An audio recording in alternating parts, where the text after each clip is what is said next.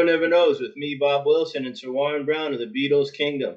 Our special guest today is Dave Kelly. He's going to be talking about his music career, his time with Bob Dylan, his time with Apple Records, and all the other recordings he's made. So we'd like to welcome him to the show, but first, a word from our sponsor. Beatles Magazine is a publication with 370 plus million visitors and all of their pages, read by thousands of fans around the world every day. Beatles news updated daily, 24 hours, audio, video, photos, interviews, contests, you say, additional materials, and more. Follow Beatles Magazine, the most complete online coverage, 24 hours a day and 8 days a week. I turn it over to Warren. Thank you, Bob. I appreciate it. And hello and welcome to the show, Dave. Well, thank you for having me. It's a delight. It's our pleasure, believe me. My first question would be, would you tell us how you first became interested in music and who your influences were? I think I started off like a lot of kids. I heard music around the house, particularly one of my aunts. She had all the latest records in the 50s. I was growing up. And so I just fell in love with people like Elvis Presley. He was he was coming on the scene when I was a kid.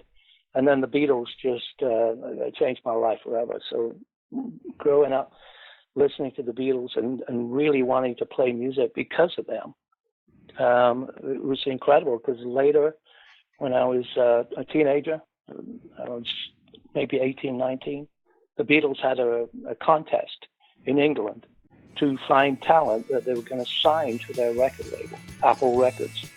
Prior to that, they signed only their friends. So they had maybe 5, 6 artists, but they were all friends of the Beatles.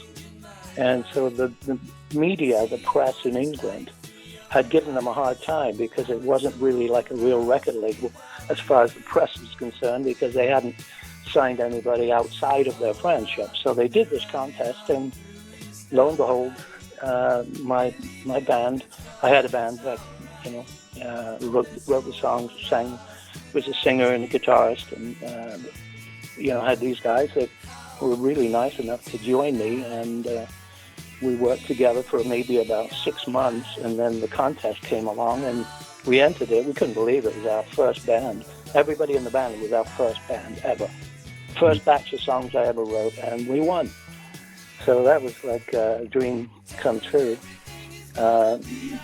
Just being young and being able to go to London and go to Apple Records and, find out that you're going to start your career with them. It's like you died and gone to heaven. Wow. So it was pretty wild. That sounds pretty exciting. It must have been at the top of your list at the time, that's for sure. What occupied your time prior to entering the music business? I think really just learning how to write songs. I was a young guy. I left high school in England. You leave when you're about 16. It doesn't go on into 17 or 18. So at 16, I was out of school, and my father had been in the Royal Air Force, and I'd grown up around the world. I'd grown up in Saudi Arabia and in Singapore, Southeast Asia. So, I was like a gypsy. So I also ended up, after I left school, joining the Air Force as well. So I was in there for, maybe 4 years or so. And then I realized music was what I wanted to do. And I'd been learning to play guitar, learning to write songs, and winning that contest was actually the impetus that inspired me to leave and just tell everybody I was leaving, which, at the time they weren't too happy. They wanted me to stay until I was maybe 30 or older. But they were very kind, and they let me out. And they gave me enough money they gave me an honorable discharge. They realized I didn't want to stay. And they gave me enough money to buy a guitar and an amplifier, which was, again, you talk about my list, that would be up on the top of my list. Having a good guitar and a good amplifier for somebody to play music, that was it. So I was set. Wow, that's great. And it's great to be able to write songs. I sure can't do that. That's a talent that I don't have. Do you think it's fitting description to describe your band? I believe it was called Arc. Is that correct? I had a songwriting buddy that we sang two-part harmony together, and we had many different names. When we won the contest with Apple, it was called another name. It was called Flow Dot. And then later, when Apple was falling apart and the Beatles were breaking up, we ended up going and signing to Warner Brothers, and we were called Wheels, Wheels, Wheels. Okay. And so when we signed to Warner's, we were touring basically as the opening act for everybody, for Pink Floyd, for Genesis, for ELO, for Yes, for King Crimson, for all these 70s English bands. We were like what they call always the bridesmaid, never the bride, the opening act for everybody. And then when we came to America, 75, I think, I came to America first, 75, and then I started working with Stevie Wonder, and I was very fortunate to be introduced to him. And, really, we wanted to keep writing songs, but my buddy was in England and I was in America. So he came over to America for a little while, and we just wrote a whole bunch of songs, and that became an album and a band called Arc. Right. Which is what you were referring to. Right. That's some big names that you were touring around with. Real interesting experiences you had with that. Is it fitting to describe your band as a Christian Badfinger? Well, it certainly wasn't with Apple. There was a Badfinger with Apple. We were signed at the same time as them, and there was with Warner Brothers. We certainly weren't a Christian band. It was just a secular rock band. But Arc was definitely had a Christian message to the lyrics. Somebody was reviewing the record when it came out, and it had just won an Album of the Year award from the big magazine that was the main market, the Christian market in America.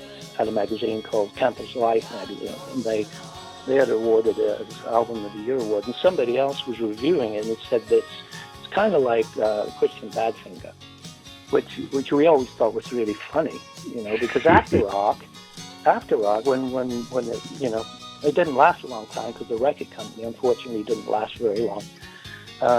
I was on my own, and I got a call up from a friend of mine who was the drummer for Badfinger, and he said, "Look, when you come over to the house and meet the rest of the guys in the band, and you got a very similar voice to Badfinger's original vocalist, who had unfortunately committed suicide.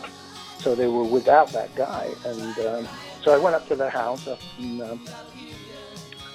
Laurel Canyon in Los Angeles, and met with them and played some music, and it just didn't seem like it was fitting for me.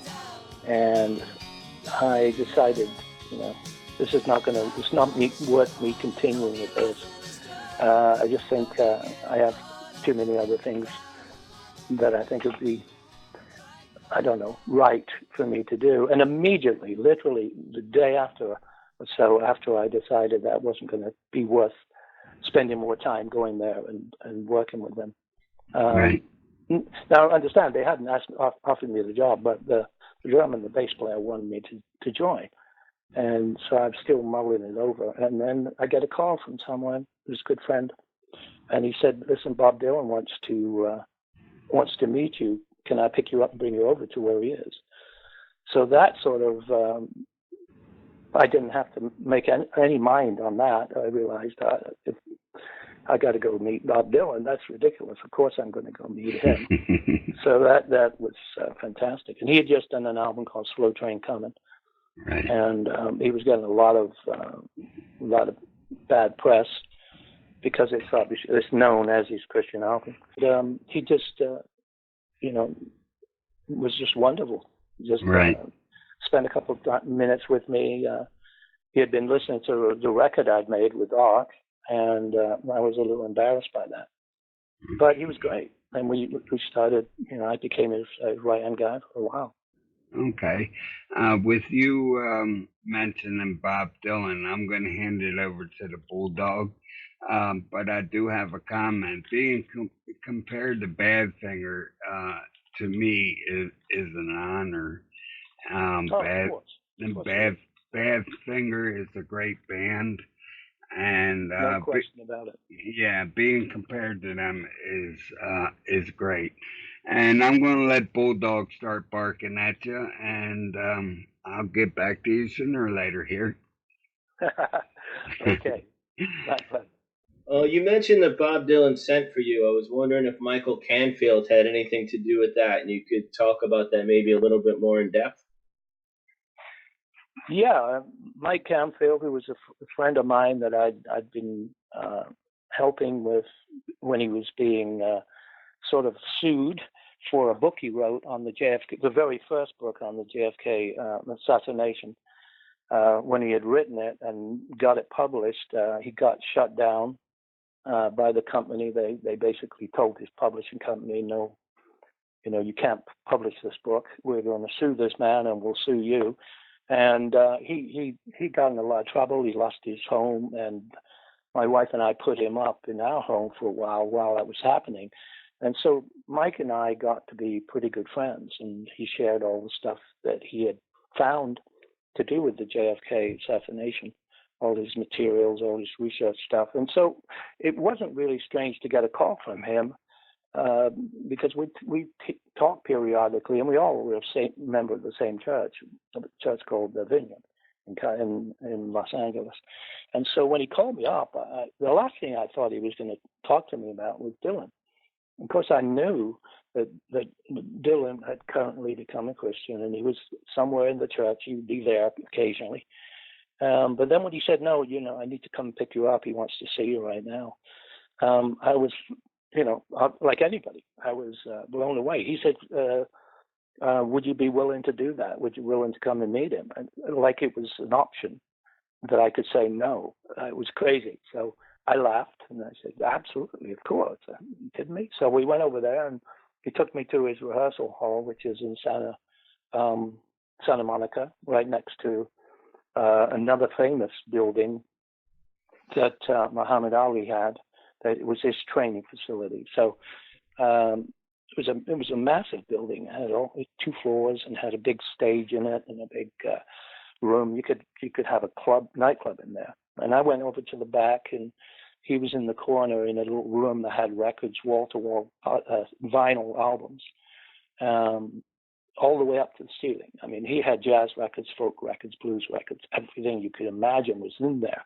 I had a quick look, and he had some of them out, and he had my record on the turntable, and I didn't know. I thought, well, he can't possibly want me to, do music with him. As, I know the caliber of people he has, and certainly I didn't consider myself that. And he just shook my hand and said, I'd like you to come on, on the road with me. And I have a few things I'd like you to do, but come over here now. And we walked over to the kitchen, and he introduced me to a Rastafarian Jamaican musician who I knew. He was pretty famous in that community. And I basically had an audition talking to this gentleman. It was really unbelievably stressful, to say the least, because he sat down next to me, wanting to hear how I would talk to him. I didn't know that was part of the job, was talking to people. So, yes, Mike, this is a long answer to a short question. That's a good answer. Did Mike Canfield have anything to do with it? Absolutely everything to do with it, because I've no doubt that Mike was the one that told him, you want somebody that's comfortable in the music business. You want somebody that's been around lots of stars and doesn't get all, starstruck and shy. And he knew I toured with all these major artists and worked with people like Stevie Wonder. So, and he wanted somebody obviously who shared the same faith as him. And so I guess I fit the bill as far as Mike was concerned. And I just had to pass the audition. and I didn't even know what the job was. It was staggering, you know. I loved it. So when you did pass the audition and then you were in, what did you start doing and what did the job become? What was it that you were doing? Well, some of the time I thought the job was supposed to be kept quiet because I would tell them that, the accountants would come to me and say, what do you do for Bob? Why do we pay you? Because everybody here, we had 30 or 40 people, everybody here is been hired by the manager of the group, of Bob Dylan's manager, who again was, a very powerful man in New York. And he said, how come you're the only one that's hired by Bob himself? What do you do? And I said, well, you have to ask Bob. So for a little while, I thought it was kind of private because nobody asked him and he didn't tell anybody why I was there. But I would say one of the jobs was definitely, he wasn't comfortable in talking about his faith. He was comfortable about writing songs about it. He was comfortable about singing it. And some of those things he was singing were really, they were bolder than anything that was going on in the traditional gospel kind of market. You got to serve somebody. Maybe the devil, maybe the Lord, but you got to serve somebody. That's not pulling your punches.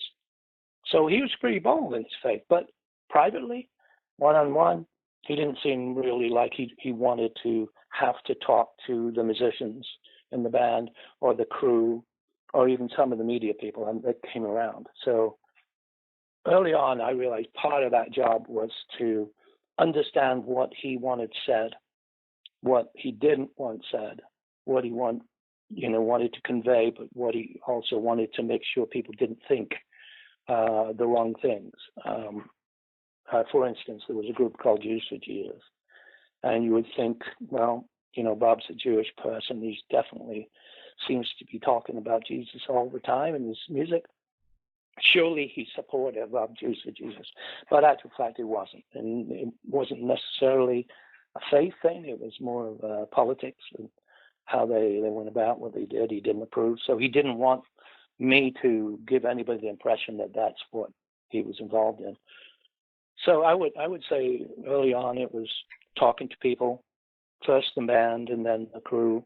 Everybody would always sort of take me to a side and say, what's going on with Bob? Why did he do that? Why did he say this? And it was my job to sort of try and make sense of that to them. And later on, he was certainly with the band. Later on, he was much more freely willing to discuss stuff with them. But that was the first part.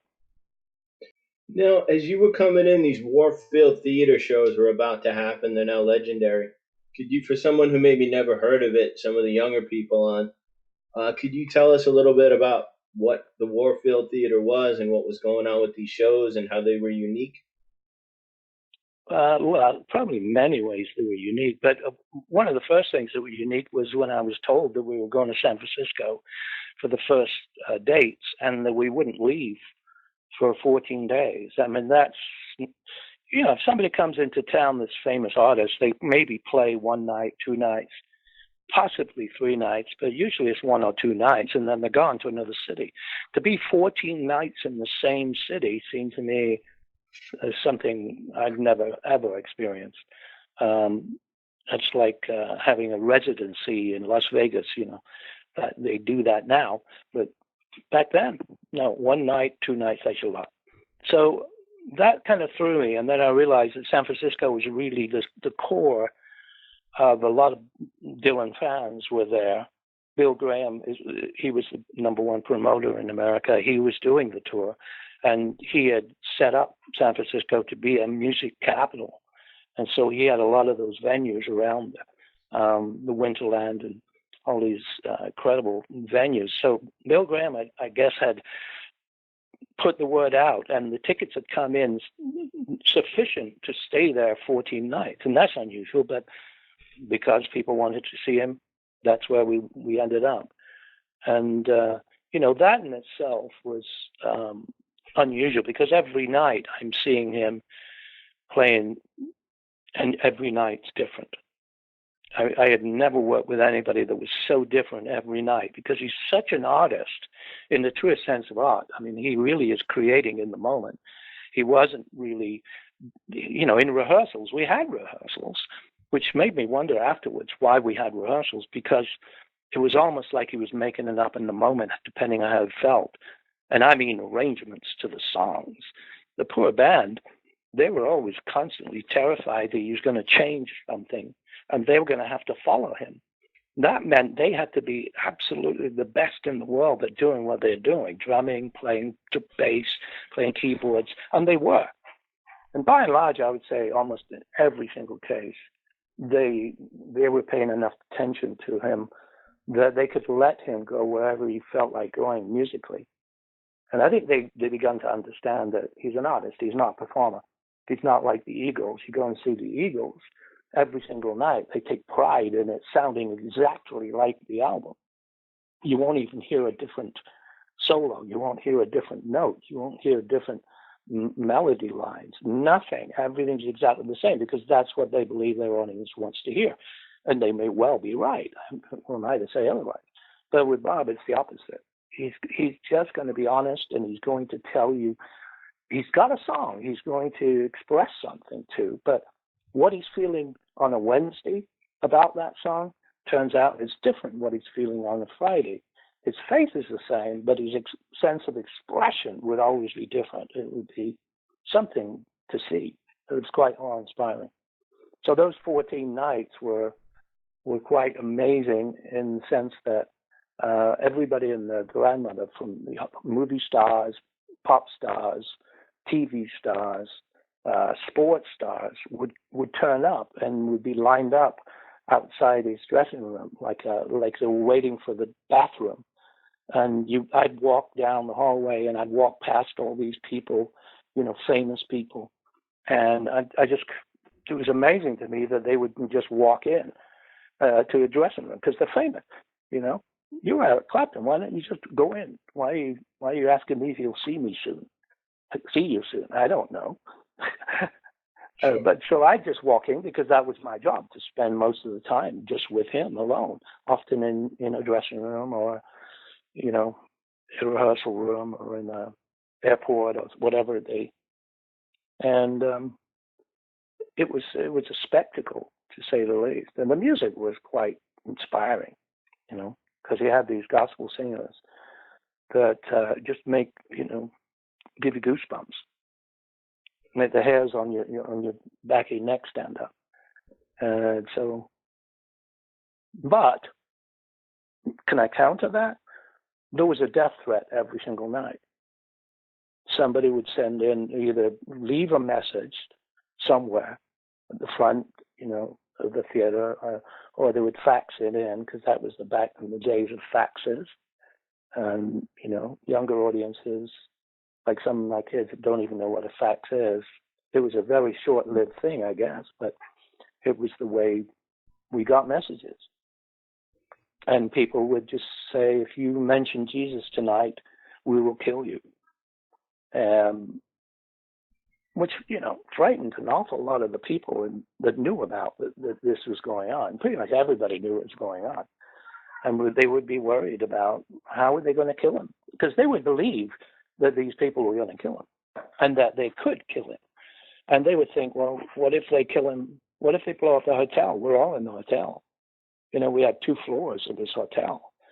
And what if they blow up the vehicles we're in?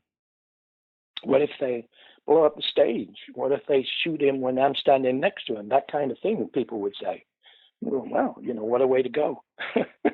But Bob was never, ever even remotely knocked off his game because there was somebody who was going to threaten him to kill him.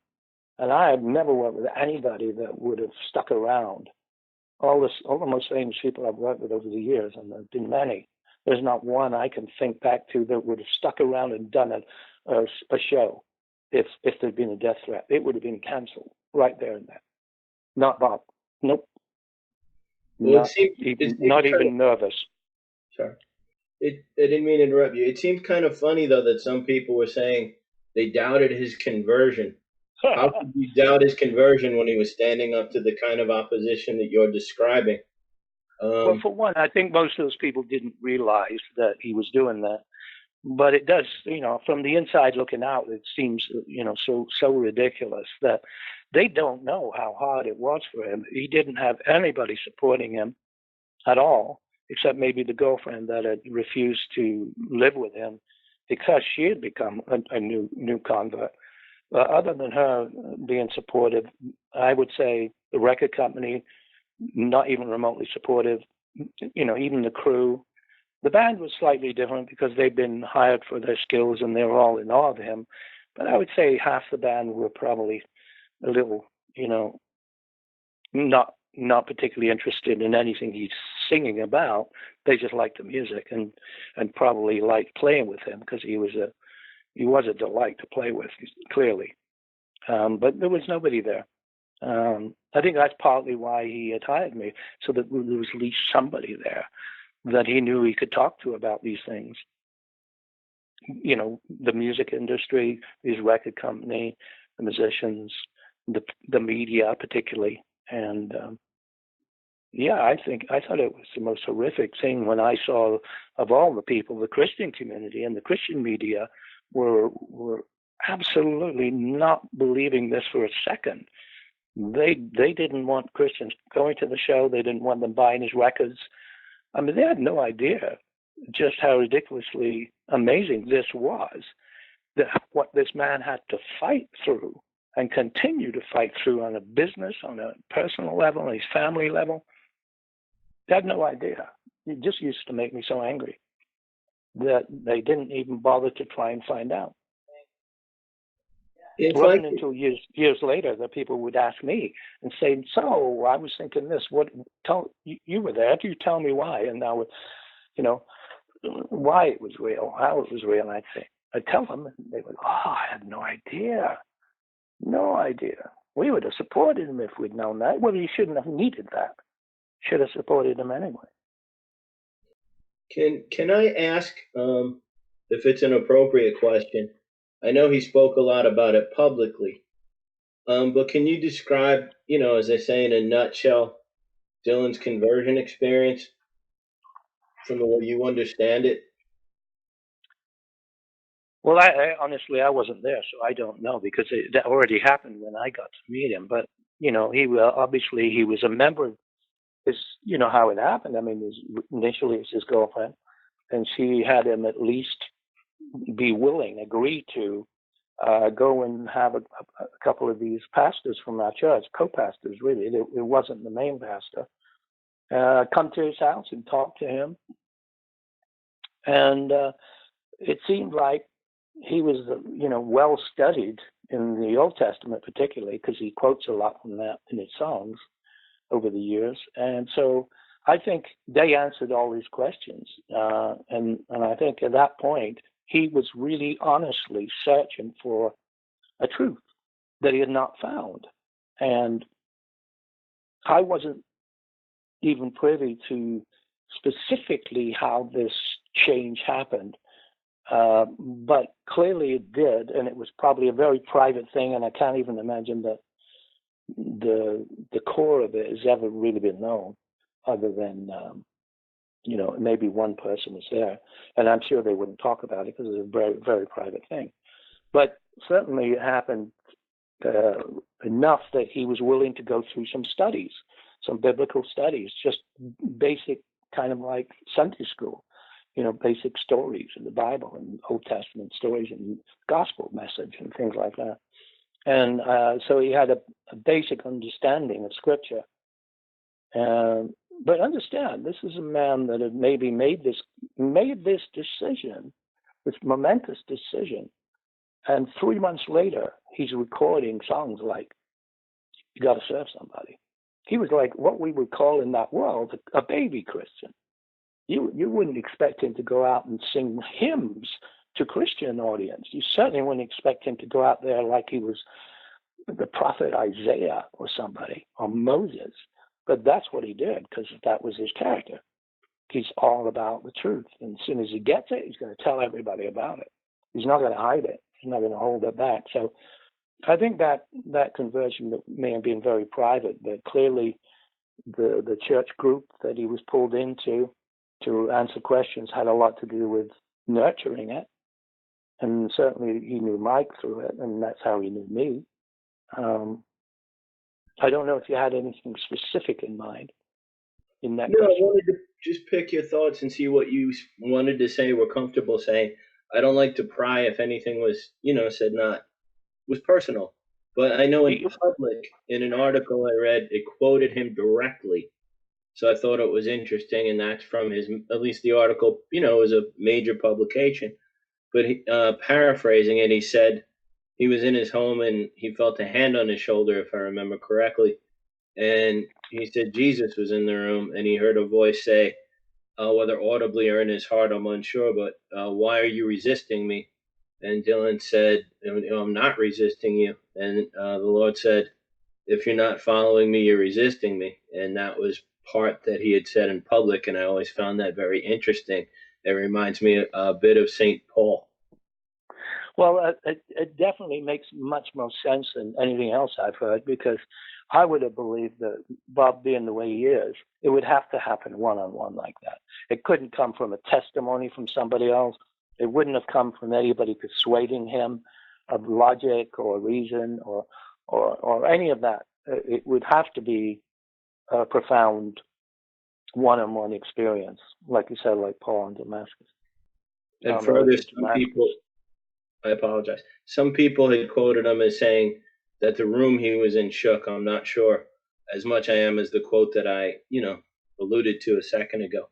But you were quoted extensively in my friend Scott Marshall's book, Bob Dylan, A Spiritual Life. I found it a page turner I didn't want to put down as I read it. And you mentioned a story where Dylan wanted different denominations outside the concerts each night to have a chance to tell people about, Christian beliefs. Can you discuss that a little bit? Each night he was going to give a different group a show, and it sort of turned a little bit to infighting among these groups, if I recall correctly.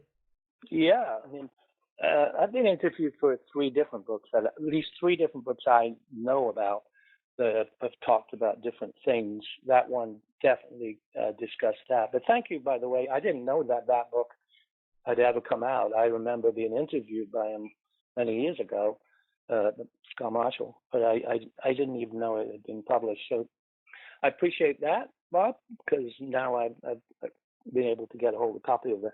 But he had asked a lot of probing questions, the author, Scott Marshall. And one of the things in preparation, we're in the rehearsal halls. What he's doing at this point is he's testing out different musical combos, different groups of people, saxophone players, horn section, percussion players. A lot of different people were being tested. Obviously, he already knew the songs. It actually had been recorded. So it was really a time of prepping. And in that period, he says, look, we're going to be there for 14 days. I'm going to be singing these songs. They're going to be basically, from my perspective, I'm just going to be kind of preaching the truth. And when they leave, wouldn't it'd be really nice if there was some follow-up, like I had, where somebody could, bring me to a church where there was a group of people that seemed to be caring, and they could maybe take it to the next step, teaching them a little bit about the Bible, bring them to a church service, see if they could continue that caring for them. And I said, oh yeah, that would be wonderful. And he said, well, can you call up different churches in San Francisco and see if you can organize that? Well, I said, well, yeah, sure. I don't see why that wouldn't be possible. So I started calling different denominations in San Francisco, the main ones, and I was thinking, based on what he told me, that maybe we'd do one denomination a night. There was at least 14 major denominations there, and so it made sense. We'll do one a night. He thought that was a good idea. And so I started knocking on those doors through phone calls. And every single one of them, I think I gave up after about 6 or 7 because he was so disheartened by the whole concept. but I would call them and I would say, look, would you like to, I'm sure you're aware of Bob Dylan is coming to town, and we'd like you to bring your youth group to be outside and at the end of the show, and just have an open invitation for anybody that seems like they're drawn to you, to maybe encourage them to come back to your fellowship, invite them to church, do whatever follow-up you normally have. To these people that are now sort of maybe open. Not everybody, of course, but anybody that seems appropriately open and is interested, please, could you do that? And they would all start out by saying, yes, absolutely, that would be wonderful. And then it would quickly get to which, I'd say, which day would you like? They'd go, one day. You mean we're not going to be there every night? And I said, no, just one night. And that was what would throw them. That they had to be one night, and the next night was going to be a totally different denomination. And this was sort of a tragedy. It really was. So nobody wanted to do it if they weren't doing it all the time, or if somebody else was going to do the night before or the night after. It seemed like they were so troubled by him that they weren't willing to put their differences aside, not for him, because they weren't sure he was even a Christian. So now you're also asking us to work side by side with different denominations. I thought it was the most, it's a huge condemnation on the organized church. And once I told Bob what was going on, that nobody really wanted to do it if it was only the one night. It was like he was a dagger through his heart. He could not believe that, he thought this church was all one. This church that he felt like he was somehow becoming a part of. This was all, kindness and roses and love and peace, and it wasn't even remotely when it came down to things like this. This is very organized, right? And so, what happened was nobody came. No youth groups turned up. None that I saw, anyway. And every night, cults of every conceivable form would come in and start and try and pull the people away. The Warfield Theater had like a movie theater. It had those front doors where everybody would come out onto the main road, and they would be standing there and say, hey, come on over, what Bob was talking about. Now, of course, these people had never been in the show, so they'd never heard what Bob was talking about. They would just read in the newspapers. But they would tell people, yeah, you know what he was talking about tonight? Well, that's what we're all about. Please come home with us. Come over, come and visit us. We'll take you. We've got an event going on. And a lot of these people were being taken in by that. So that really, I think, broke his heart more than he probably ever spoke about.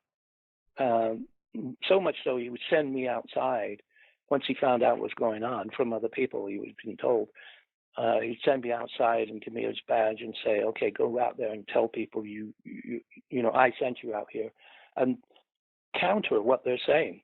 Tell these members of the audience that, Bob is not endorsing any of these things that any of these people are talking about. Don't get taken in by that. I don't think that there's any connection at all. There isn't. Because the natural assumption was this was organized, and therefore maybe Bob was in on it, and he had put these people outside. Because that was what he wanted. It was just the wrong people, because it wasn't organized by him. It was organized by them. They had enough sense to know this is like, shooting fish in a barrel. It was too easy. No, so it was. Mm-hmm. No, I apologize. I never want to. I'm always waiting for a pause, but I like it when you continue because you're saying such interesting things. So forgive me if, like an oath, I jump in too early. Absolutely, no problem. My friend, Scott Marshall had the book Bob Dylan: A Spiritual Life. I mention it again because it helped me to learn of you and your story. But in the book, he mentions a theme. And the theme is that Dylan was, and some people might not understand the distinction, or some, of course, will. But for someone who's new to it, he was explaining in the book and through other people's quotes, Dylan was trying to say to people, like, don't follow me, like follow Jesus. Like any good preacher will tell you, I'm a man, follow Jesus. And it seems to tie into that theme of like the denominations were outside. And if I pronounce it incorrectly, forgive my ignorance. But as I was studying one night, I came across a word that was translated as religarse. Uh, Forgive my pronunciation if it's off. And it seemed to mean that religion's definition came from that, which meant to go back into bondage. And Dylan seemed to speak many times of the difference of having faith in Jesus being different from religion.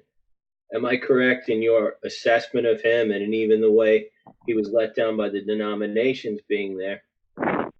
Unquestionably, he was not at all, did not have at all any affinity with what you might call organized religion. He didn't have anything against any specific denominational things. He was he was like Paul on the road to Damascus in the book of Acts. He had come to know God and come to know Christ personally. Nobody really had made that happen.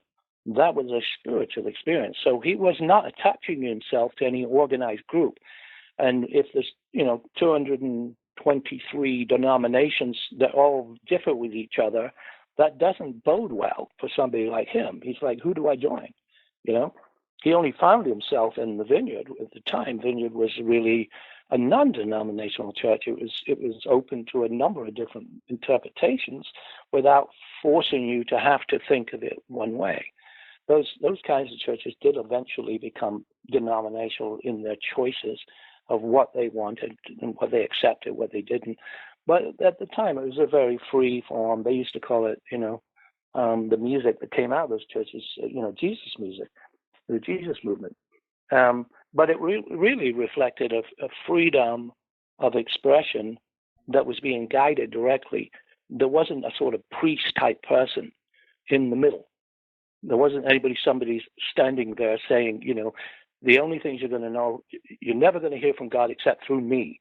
There was no pastor-type person. Ken Gillickson was the pastor of Vineyard at that time, and I've never heard him talk about ever stepping in and trying to sort of lead Bob or guide Bob in some direction or another. He was leaving that to God to do it directly through him. He would never have seen himself in that position.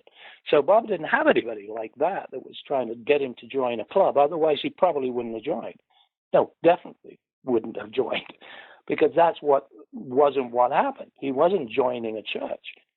He was coming to know Christ, and it was a very personal thing. And so the denominational things, I think, were just something he was aware of, but he didn't realize that it was almost impossible for them to work together. And it made him feel like probably, well, how can God like that? How can he approve that they're all doing this in his name, and yet they can't agree for a second? He comes from a Jewish background, right? And there's a thing within the Jewish community that I've had rabbis tell me that you put 5 rabbis in a room and you get 6 opinions because one of them's not sure. But they're all different from each other.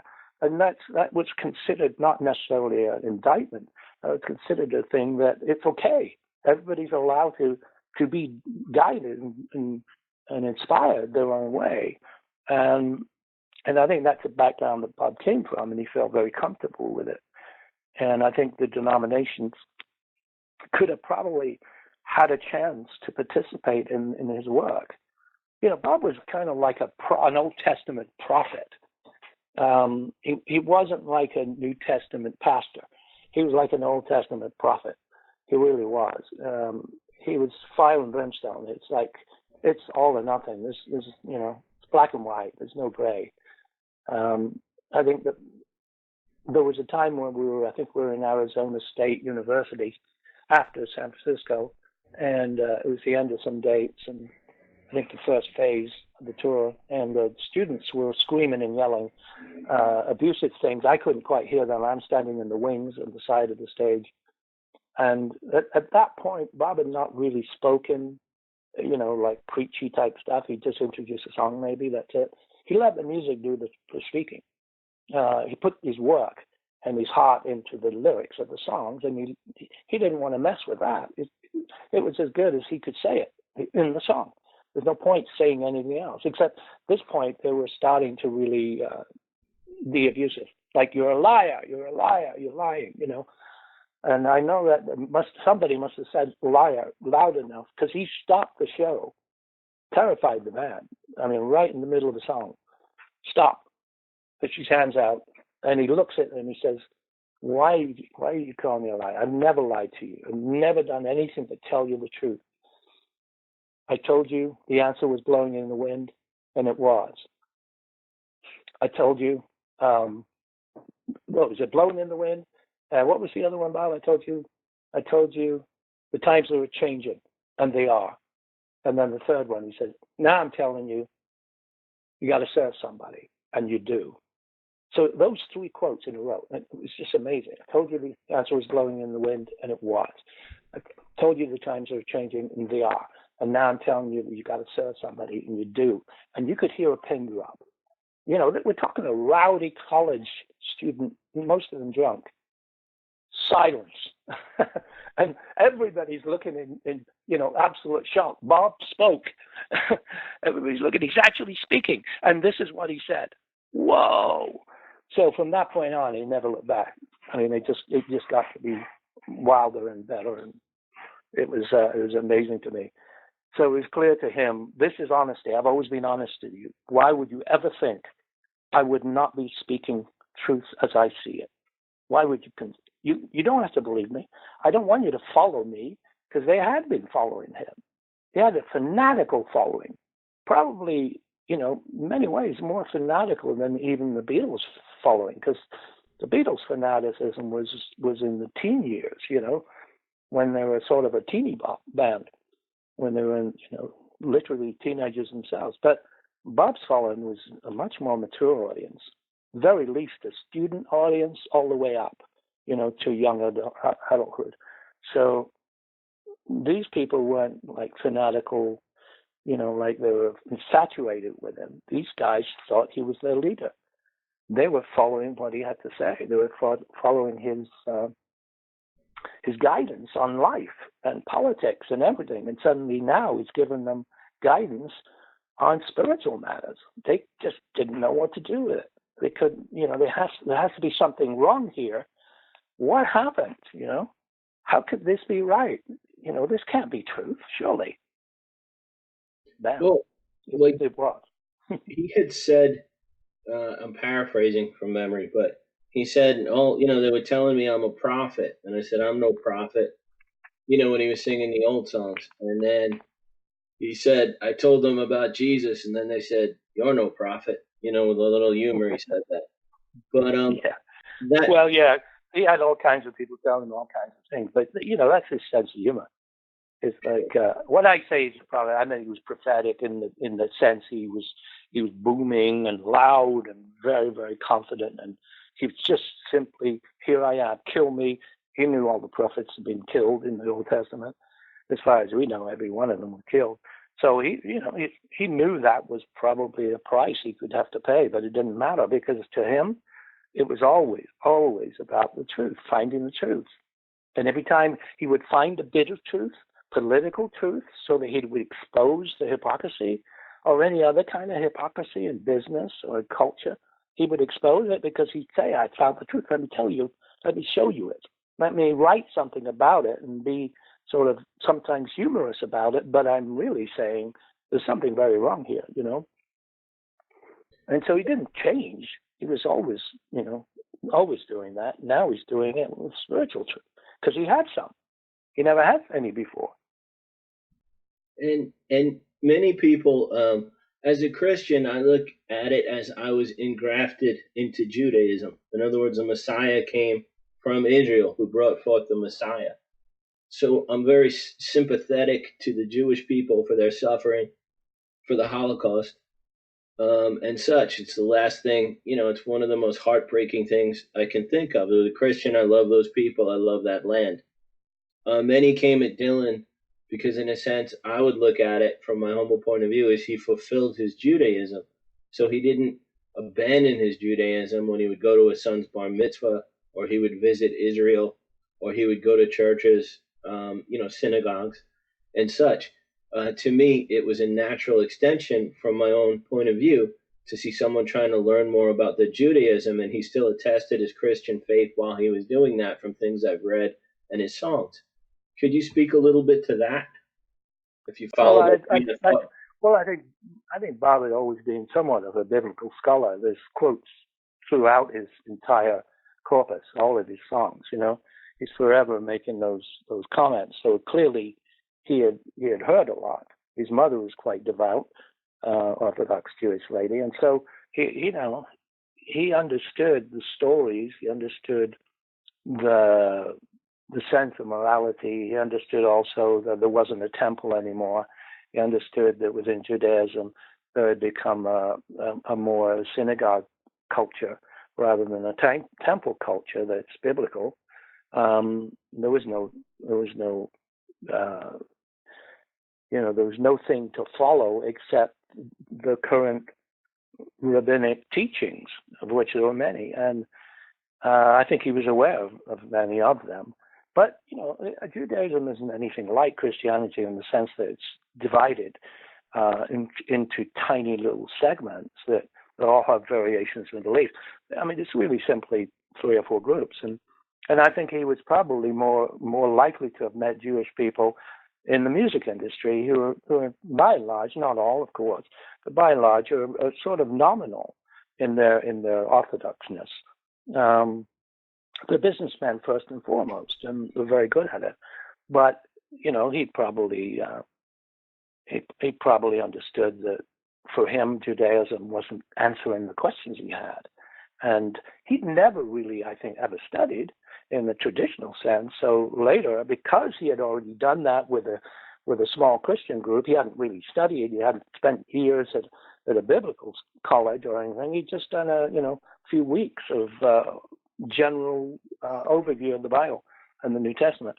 So when the Lubavitch from New York, the most prominent Orthodox group within Judaism globally, quite dominant force in Israel, when they really just asked him, probably through intermediaries, probably through the record label first, but said to him, look, you've given them a chance to teach you about Christianity. Why don't you give us a chance to teach you truly teach you about Judaism? I think he realized the logic in that. It's like, yeah, that's fair. I should. He was then going to study everything they tell him from the perspective of somebody that, remember, Paul in the New Testament, Paul was a rabbi. He was a rabbinic student under, I believe, Gamaliel. Well, there was only 2 rabbis that were prominent in Israel in Jesus' day, Gamaliel and Hillel. And so Paul was a rabbinic student who was a rabbi. And many people talk about Paul like he made tents. And that's the work he did. But Paul didn't make tents. He made talits. He made prayer shawls, which are mini pup tents, which are all rabbis have, all Orthodox Jews have. It's a talit, and it has these tzitzits, these little fringes on it that have lots of knots in it that are there to remind you of the commandments of God. And so, Paul lived in Corinth, which is the city of marble. It was an incredible place, beautiful place, but it wasn't a place where people bought tents, but there were a large amount of people that bought talit. So Paul himself was this, kind of devout Jew in that sense of the day. And his job at the time, I think he'd taken upon himself probably, was to go out and identify Jewish people that had converted and pull them in front of the Sanhedrin. And, he was such a zealot for Judaism that he was rushing after everywhere he could go. He was on his way to Damascus. He was struck down, and God, very similar to Bob, said, "Why are you, why are you attacking me? Why are you, doing this?" And it was to his people. He wasn't doing it to God as far as he was concerned. And his conversion was the same way. He was Jewish. He was Orthodox in the extreme, much more so than Bob was. And to both of them, this was a fulfillment. These scriptures were promises of a Messiah that was going to come and that was going to suffer. And their teaching was that there was not going to be a Messiah that would suffer. It would only come back and he would conquer the ones that conquered them. So if he came back as a king, we'll follow him. But if he comes back as a suffering Messiah, we don't see the need for that. So Paul came to understand that. So did Bob. And it was very personal. I'm sure he got hated. I'm sure, it was, for the very people he worked for before, must have been just like stunned. What on earth happened? Had you been listening to these Christians? And of course he hadn't, because he would have get them arrested, but he would, I think Stephen was stoned to death and he held the coat. So, he was very much in the thick of that. So for him to be turned around with just as, you understand, even in the New Testament, the apostles that had known Jesus personally, they didn't trust Paul for a while. They looked at him like the church looked at Bob. I don't know about that, because you didn't listen to us. We didn't lead you to Christ. We didn't teach you. You didn't come and listen to our teachings. It just happened to you alone. I don't know if I can trust that. It took a while. So it was very similar for Bob. So I think his recognition of that, learning what they had to say, is only fair, only reasonable. And I think a lot of Christians at the time thought, well, here you go, he's going back to Judaism. As if Paul could have, as if Bob could have. But he could certainly become more aware and sensitive to what people were teaching. And until they haven't experienced this different, you can't condemn anybody for having a belief that there is no Messiah, or he has not come, or it's not Christ. You can understand anybody not agreeing with that. But when it happens to you, when you find out, when he visits you, because you ask him to, prove yourself to be real or false, look out, be careful what you ask for.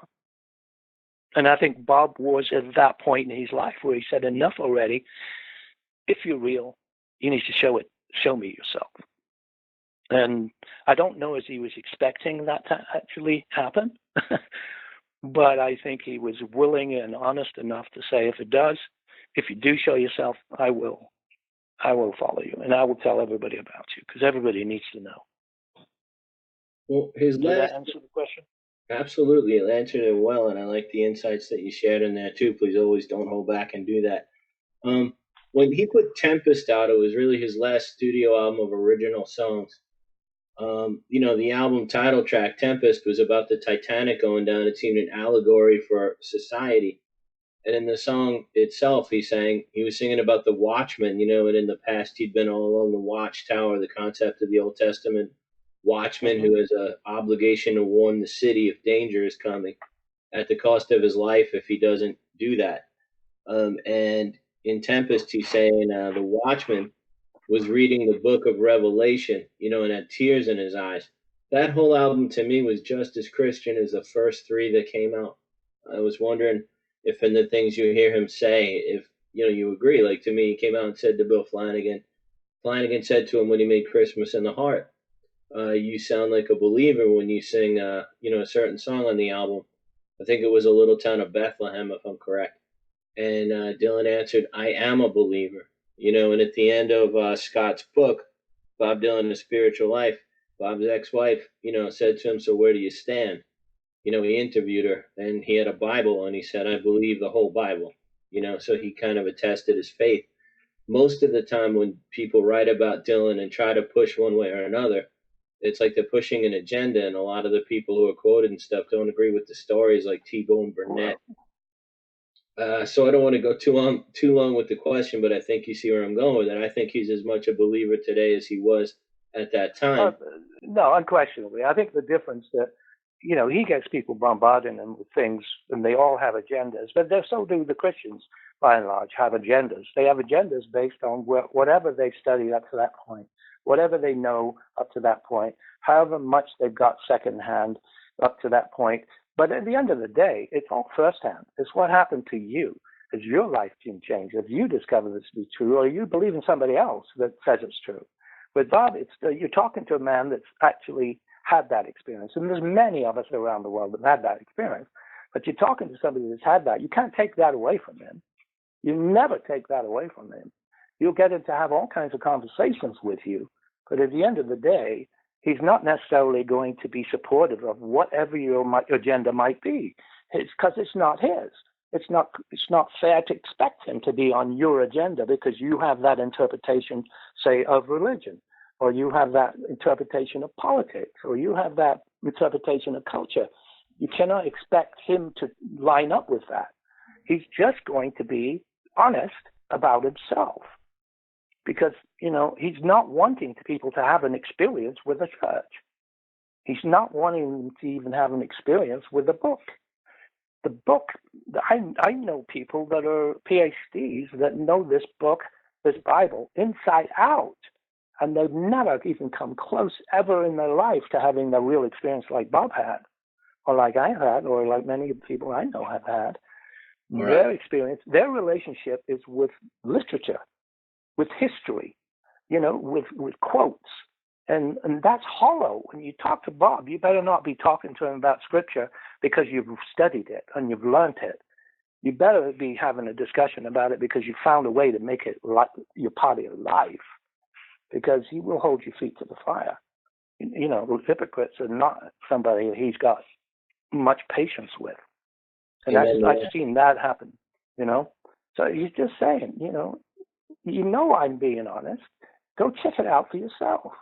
But don't check it out with a group of people. Don't check it out even with a book. Make sure you're going and asking honestly if this is as real as I'm telling you it is. And until you find out it is, it's okay to not think it's true. But it is real.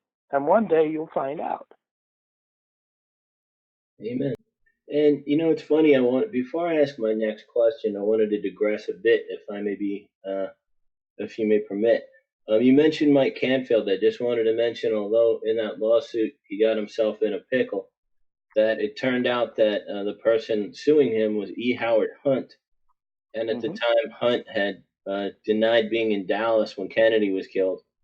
And later a memo came out and it said that they might have to explain why Hunt was in Dallas. And further, E. Howard Hunt later confessed to being part of the conspiracy. And it's on tape. It was taped by his son, St. John Hunt. So Mike Canfield was ahead of his time in being correct and having the boldness to stand up and tell the truth. And even in that case, the case was overturned, and Hunt only had didn't get money in the end that he wanted. In an appeal, Canfield was shown to tell the truth even in court. So I just wanted to mention that because he was a good friend and a great man of faith, and I'm glad he went home to the Lord, but I'm sorry that I miss him. But I got to ask a question. How many people do you, Dave Kelly, think Bob Dylan would offer to lend his band to for their album? Oh, I don't know. I think he's a very generous person. It's not necessarily how people see him, but did you ever have that experience? No, never have. Didn't he offer his band? Again, yes, I understand, though. They were all free-thinking people. Everybody, I paid them all out of the budget. It's not like he was saying, hey, guys, go and work for Dave for free. He not like that at all. These are all top-notch musicians in the world. And so what he'd done is he talked to them about it. Or certainly I know he talked to some of them because they told me. And he knew I didn't have musicians and said, it's okay. I talked to the band, however many of the band he talked to at the time, I don't know. He said, I talked to them. They said they will play with you. They'll do the record with you. Well, I think you're being very humble. Did he also talk about possibly playing harmonica on that record? In the same conversation, he said, and you got any songs that I can play harmonica on? I want to do it. And I did. I did have a song. I had a song that was actually, the first verse of the song was about him. About that whole slow train coming episode, and I thought it was sort of, I kind of based it on him a little bit of the song. So I would always sing a certain way in most of my other songs, but in that song I leaned a little bit more Dylan-esque, not out overtly, but enough that I knew what I was kind of leaning towards, talking about him and many people like him. And I thought it would have been a perfect song. It's called God Knows Your Heart. It's a song from my solo album that I did after that, because obviously I'd done the Ark album before I worked for him. And then how I left his employment was because Mike Canfield, I believe again, had heard that a record company had offered me a record deal as a soloist. And they told me that I could make my own records and I could produce my own record. And I've been working with Dylan on the front lines, spiritually on the front lines. I mean, all kinds of spiritual crazy stuff going around. That didn't make any sense to me to go off and make my own little record, a solo house. Why would I do that? That just seems so foolish by comparison. It's like you're working at the White House and you get a chance to work for the local library. That's how it felt like to me. It was ridiculous, such a step down. And then he heard about it from Mike, that they made me this offer.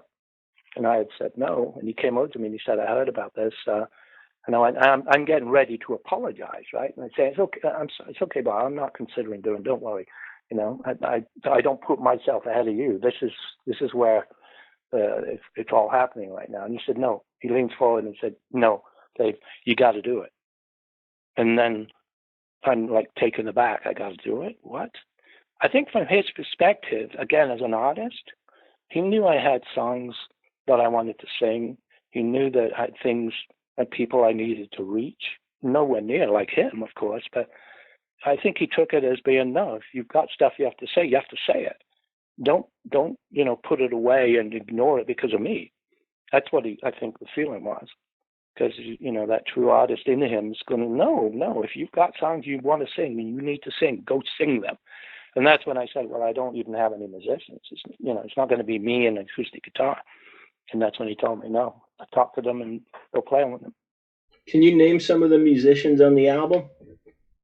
Well, Jim Keltner was the main core guy. Actually, I did an album and 6 songs. I did 16 songs. 10 of them ended up being released. 6 of them I have the recordings up, but they've never been released. So Tim Drummond came and played bass some of the days he couldn't make it. So the bass player, friend of Jim's, Jim Keltner's the drummer, he came and played, and he was the Three Dark Night, a big, 80s group. And then the girl singers came on, and 2 of them were married. There was an organ player that came on and played organ, and his wife was one of the singers. So the singers came on and did the record. Who else was there? Tim Drummond, Jim Keltner, Terry and Mona Lisa Young with the keyboard player and the singers. Was Barry Beckett? Who? Barry Beckett? No, he wasn't with Dylan at that time. Okay, just checking. Fred Hackett, I think is his name. Fred Hackett was the guitarist, but he wasn't available, so they brought in somebody else that was of the same caliber, same kind of level guitarist. They were friends, so he I can't remember where he was. I think he had to be in another city at the time. We were in LA, so he sent somebody else down, or who was really pretty wonderful. And then I got to go to England, and years before, as I said earlier, I was touring as the opening act for a group called ELO, Electric Light Orchestra, and it was their very, very first tour. In fact, I got thrown off the tour after about 3 or 4 dates because I was getting the audience too riled up and too excited, and I didn't know better. You're supposed to warm the audience up. That's all. Just get them a little warm, not get them all hot and bothered and excited. So that's just the politics of tours, right? So I knew the guys in ELO. So when it came time to do this album and I wanted strings, again, being still infatuated with the Beatles music, I wanted those cellos and those strings. I went to England, and the record company hired all the ELO people to play the strings and do the arrangement on the strings on that record. And that was fantastic as well, being able to take an old relationship with ELO and then bring it into a much more current deal. Well, could you give Warren three song titles later that we could, with your permission, edit into the show? And I know he's going to ask you about your records. I know many of the fans who heard this tonight would probably like to get a copy. So when he asks you, maybe you can tell him which songs we could have your permission to include if we can. Say three of them. Any you want. Yeah. You want me to tell you them now? Well, I want you to pick them. I think with Art, which was the album before I worked with Dylan, that album, the first single that came out was called Standing at the Door. Another one was Why, the word Why, W-H-I, Why, W-H-I, W-H-Y, Why. That's probably two. If you're only going to do three, probably the hey, you can do more than three. I was hoping to get lucky with three. Send over as many as you can include. This solo album, probably God Knows Your Heart, was the one that I told you about. That he was going to play harmonica in, but I just felt like it was wrong to use that relationship with him and ask him. It's like you're using his name to have him. He would have been fantastic playing, harmonica on it. But you can listen to the song, you'll know what I'm saying. The first verse of that song is seen him in L.A., Los Angeles. You've seen him in L.A. when all the cynics turned their backs. He said the train was coming and that they laid across the tracks, which was basically his thing. He was warning everybody, like you just said with his latest album.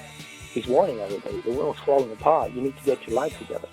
You need to stop thinking everything's going to be wonderful and rosy. It's not, and it isn't. And you can't change the world, but you can change you. You can get yourself together. You can start living a fulfilled life, be of everything you can be. And as long as you're spiritually screwed up, that probably can't work as well, So that song was kind of important. Ironically, that song from the soul album, I was being interviewed in, can I tell the story, Bob? I was being interviewed in Albuquerque on a radio station, and they were interviewing me, and in between they were playing tracks from the album. And somebody called up the station and started, and he put the guy on the air, and he started to tell us that some weeks before he bought a gun, and he had a gun to his head, and he was going to kill himself, and he was so distraught. And he said that radio station, I never did find out why he'd be playing this radio station, but again, Christians can commit suicide if it's just Christianity on a surface. It's not the real thing, I guess. So he had this radio station, this Christian radio station in Albuquerque, playing in the background. The radio was all in the corner of the room, and he said he heard this song that we're talking about. God Knows Your Heart. Don't get lost in the struggle. Don't you get caught up in the crowd. Try crying out. God will hear you. God knows your heart. And he heard those words, and he said he just burst out crying. He dropped the gun to the ground, gently, I imagine, fell to his knees, and his life had turned around from that point on. And the DJ and I were sitting in this radio station looking at each other like, wow, what? Are you kidding me? Because to me, that song, had meaning, but it wasn't anti-suicide. It wasn't saying don't commit suicide. It wasn't aimed at that, but it seemed to me that God had clearly used that somehow to touch him and have that. And he had that moment that Bob had and that I'd had myself. He had that one-on-one moment, but you cannot take that away from people. Well, I had that moment too. I just want to include that. Yeah, so when you do, it's not like you've been raised a Catholic or raised a Protestant or raised anything.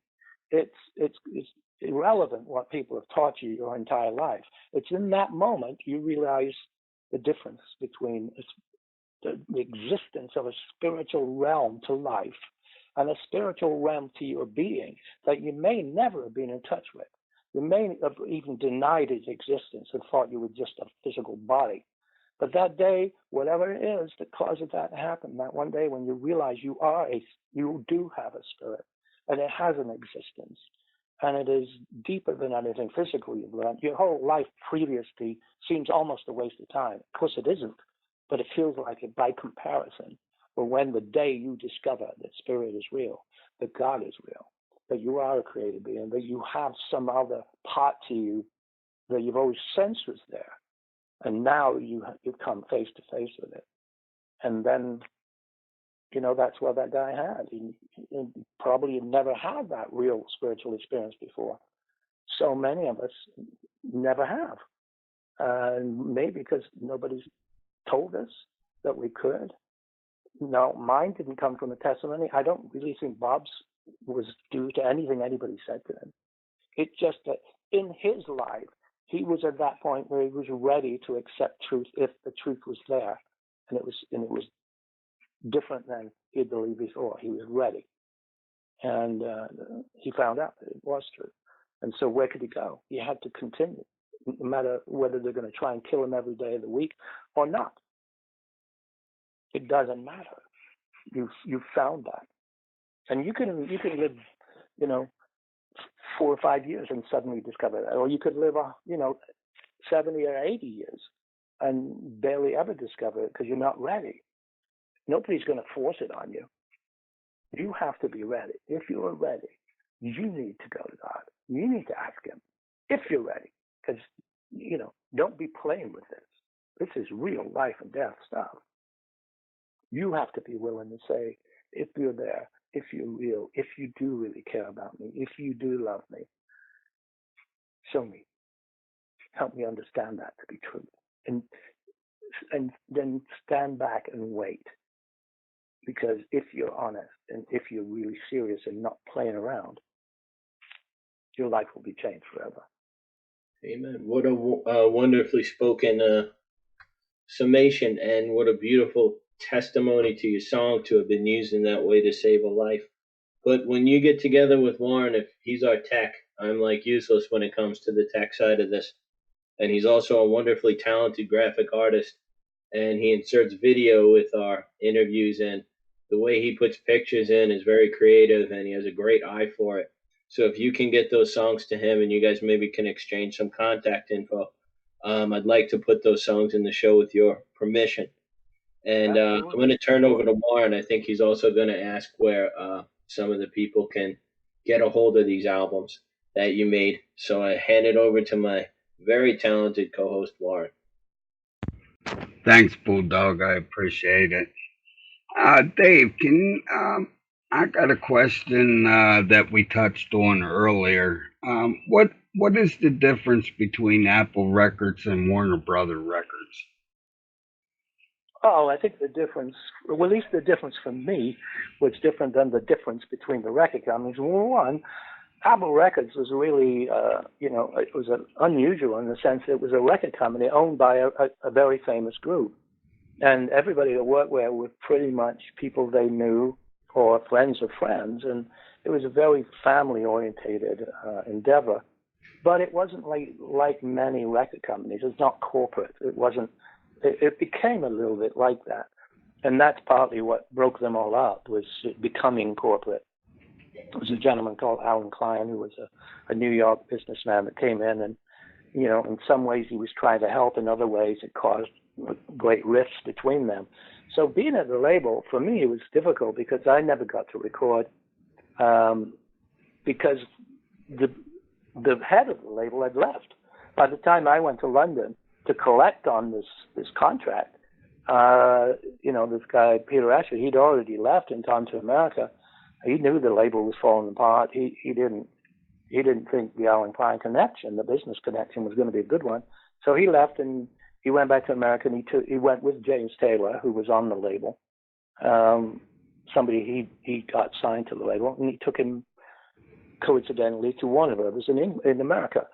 And so the label was falling apart, and nobody really knew if they were going to have a job the next day.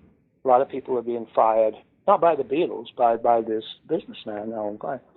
And so people didn't even know if they were going to be there the next day. So I couldn't get anything done.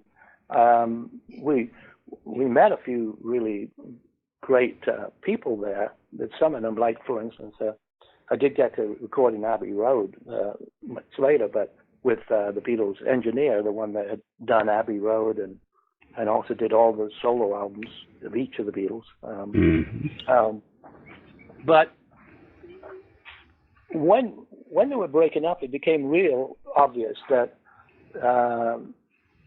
even the Beatles weren't quite involved with the label anymore. So we got an offer from Warner Brothers, and we went over to work for them and make records for them. And they were like a real corporate structured label.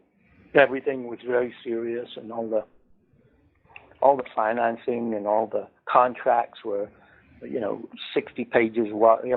60 pages is how long the contracts were, and the smallest one they knew how to make was 45 pages.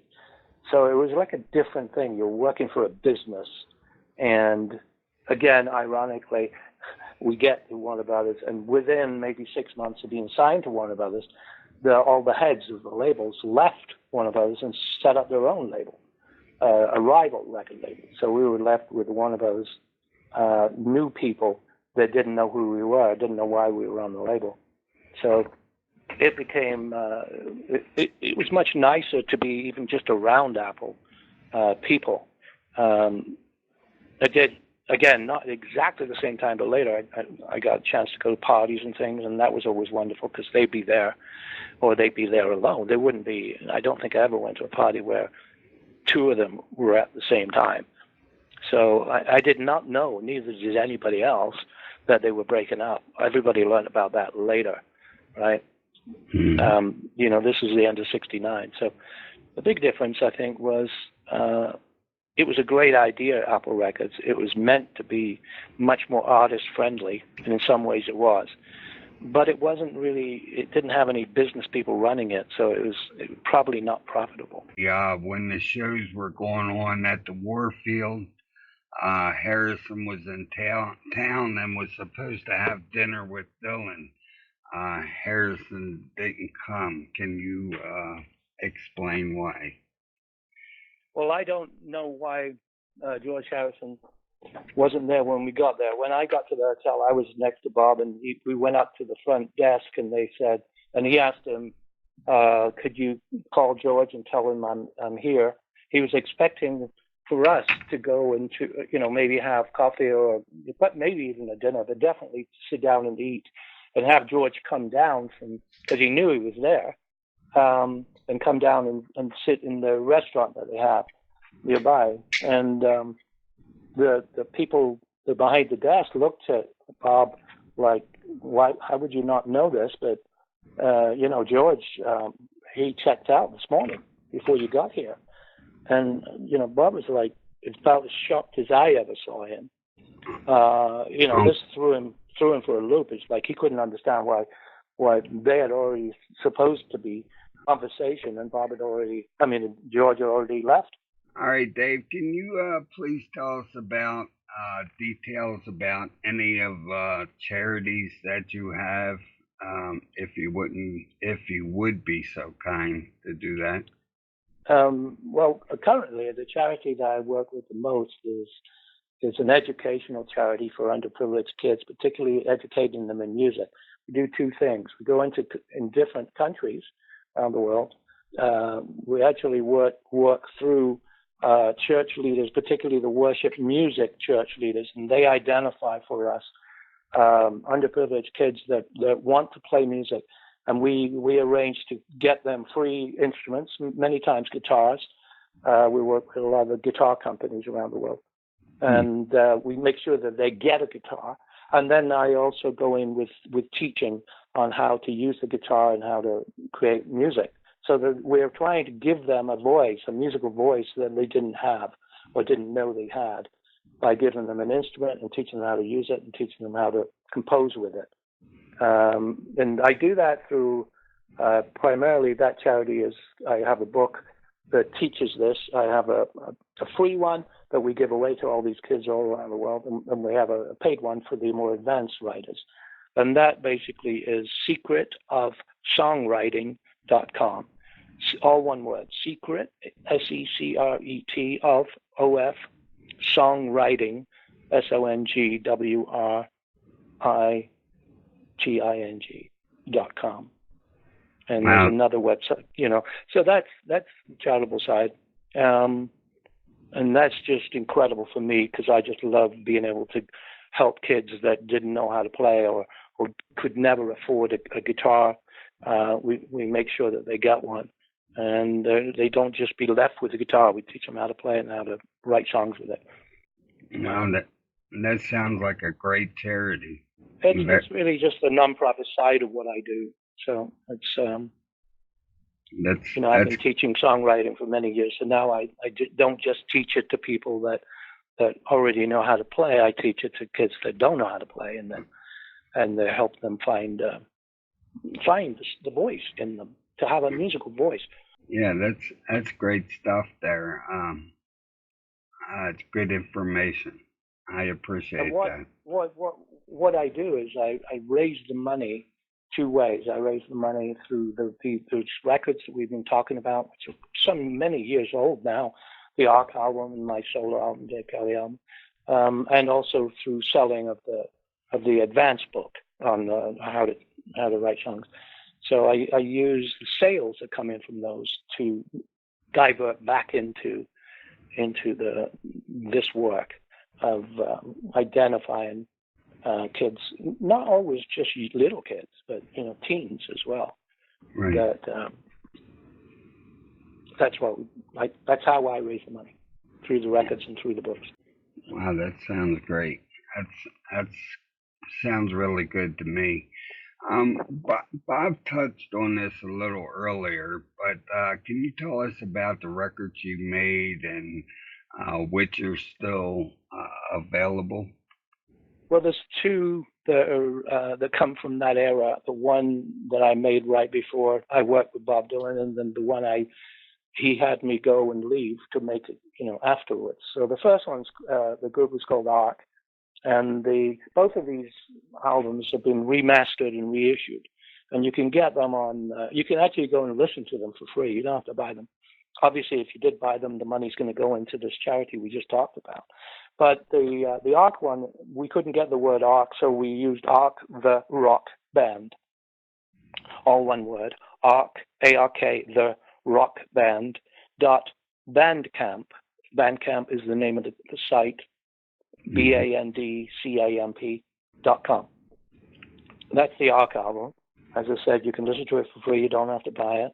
You don't have to support the charity. There's no need. But if you're curious and want to hear it, there it is. The solo album is Dave Kelly, DAVEKELLY, Dave Kelly, .bandcamp, same, .com, BANDCAMP.com. And that has the solo album, same way you can listen to it all for free. Don't have to buy it. Wow, that's great. Do you have any other websites or pages on social media? Any upcoming projects or events? Many, but too many to talk about here. but social media wise, I don't really use social media that much, except in helping other people with theirs. I have my own page, but I don't really use it for any particular purpose other than it's been there for a long time. And that's a Facebook page, which is Dave DAVE Kelly KELLY .52. That's because there's so many Dave Kellys out there. Mm-hmm. It'd be hard to find me, because there's at least 52 on Facebook. Probably many since I went on there. It's probably more. So Dave.Kelly.52. That's the Facebook.com and then / Dave.Kelly.52. That's a place where you can contact me. But you can contact me through the two Bandcamp sites, the Ark site and Dave Kelly site. And you can even, the secretofsongwriting.com, you can even reach me through that. That all sounds really good. I'm going to hand it over to the Bulldog to finish out the show, but I want to thank you for coming on, and it was a pleasure to have you and hear your stories. Well, thank you, Ron. Appreciate you, all you're doing to help Bob in the show. All right, and Happy New Year to you. And to you. Thank you, sir. It's all yours. Just for you, we're going to break tradition because we usually end with the Beatles song we end. But since you have so many wonderful songs and records, with your permission, we'd like to add on here at the end the song Standing at the Door. And whatever songs you'll allow us to use, we'd like to put throughout the podcast and for people to listen to. So I think that would be a better ending for this particular show. What do you think? I'm touched. I love the end. I think that's currently I'm writing a book series. It's actually a series of articles. It's going to be a book. It's called The Musical Genius of Paul McCartney, and I single him out primarily because I think he's one of the most underrated musical songwriters. Everybody thinks he's a lyricist first and foremost, but he's actually quite brilliant. So for me, the end, which is Paul, from the end of Abbey Road and in the end, the love you make is equal to the love you. I think it's so incredible piece of music. It's so short, but I find it hard to believe that you would replace it with one of my songs. But especially I've just finished writing about it.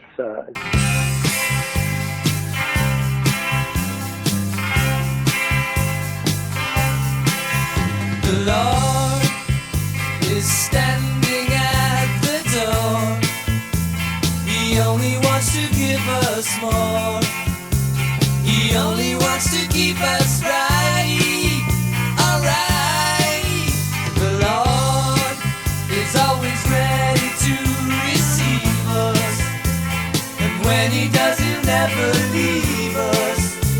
And all we got to do is pray. Okay, I see the light coming to meet us, believers, night after night. Let nothing deceive us, believers alone.